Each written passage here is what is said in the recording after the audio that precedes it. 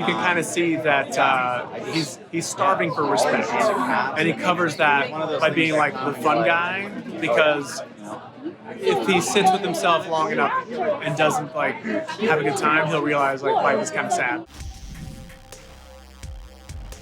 So your character is so delightfully snobby. I'm such a big fan. How was the character first described to you? I don't know what the description was in the script, but just like by the lines and the action that I was reading, I'm like, okay, I think I know this guy. He's like party animal, no self-awareness, just kind of like tucks in the polo and thinks he could go anywhere and do anything.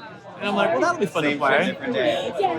What was it like building that sort of rich kid parents dynamic with Kim and David? Right, yeah, it's interesting because when he's out of the bubble of his family, he's kind of like the cock of the walk kind of thing. He thinks he's the man. But then as soon as he's in the room with the dad, you see him kind of turn into this other guy where he needs his acknowledgement, he needs his approval.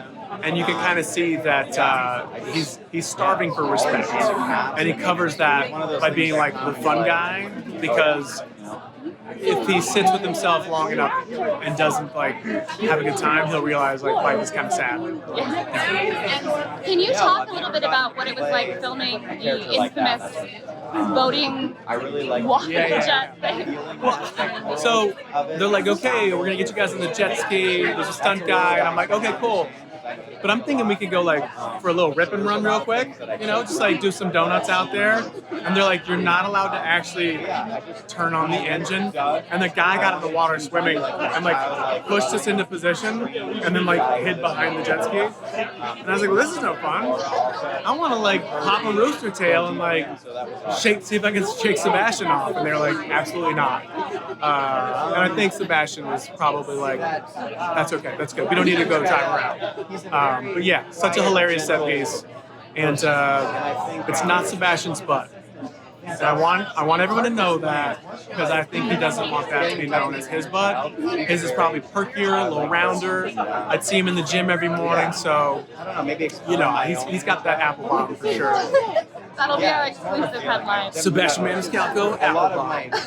Yep. And this week also marks the premiere of Muppets Mayhem. Yes. Can you talk a little bit about that? Muppets Mayhem is the amazing story of Dr. Teeth and the Electric Mayhem. They're back. They're going to put together an album, but it's not as easy as it sounds. So I play a streaming record executive guy who's trying to get their album to launch on his app. And I'm also the ex who's gone from zero to hero, at least he thinks so, the ex of Lily Singh, who plays their manager.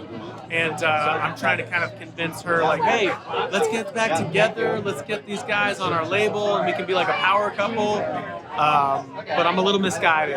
The show's so funny. The people who control the puppets and do the voices are super talented. They're using 1,000% of their brain to do everything, and it's really funny. It's on Disney Plus.